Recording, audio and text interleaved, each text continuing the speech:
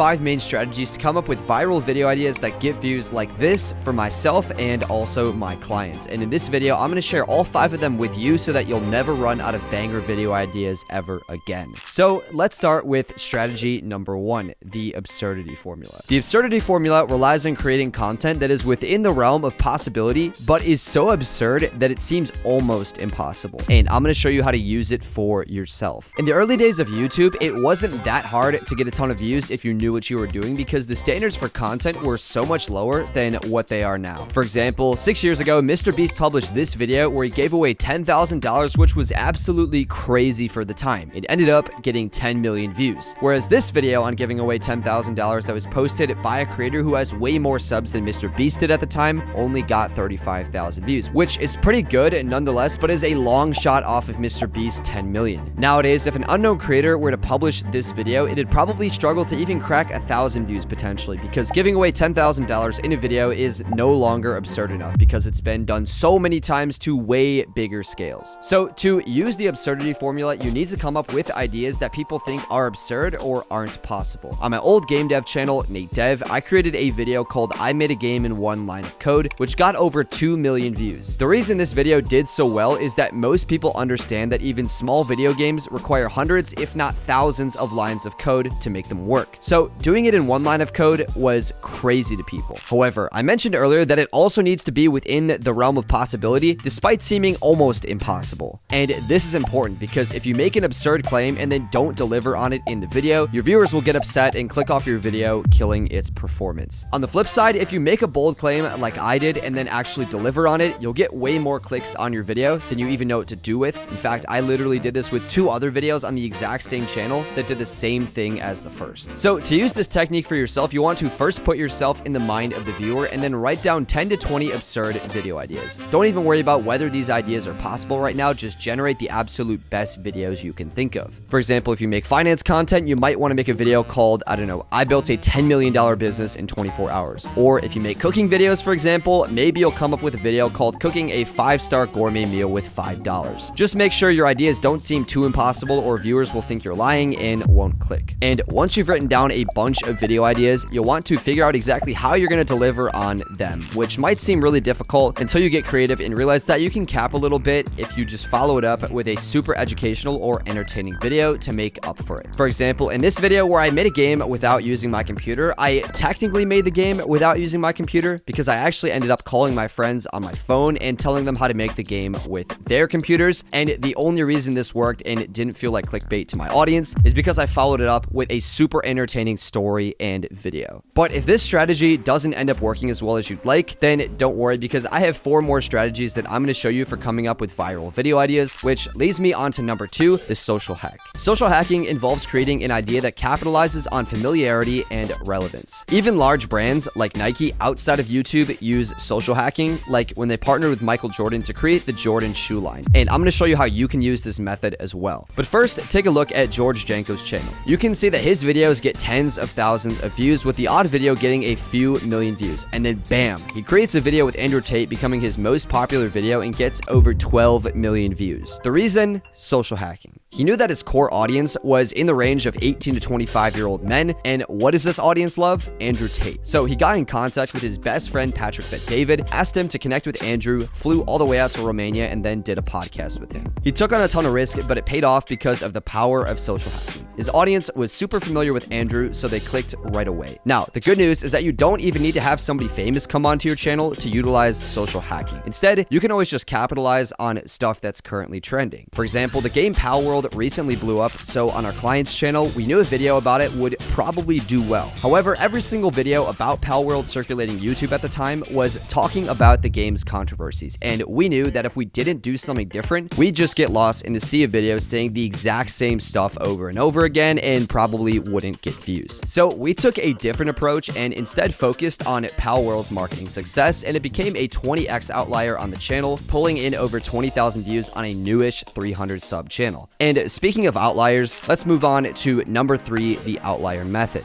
An outlier is a video that performs extremely well compared to everything else on a given channel. Now, a lot of outliers come as a result of luck, but these days there are tools that specifically help you find outliers, and I'm going to show you the one that I use every single day. So first, you'll want to find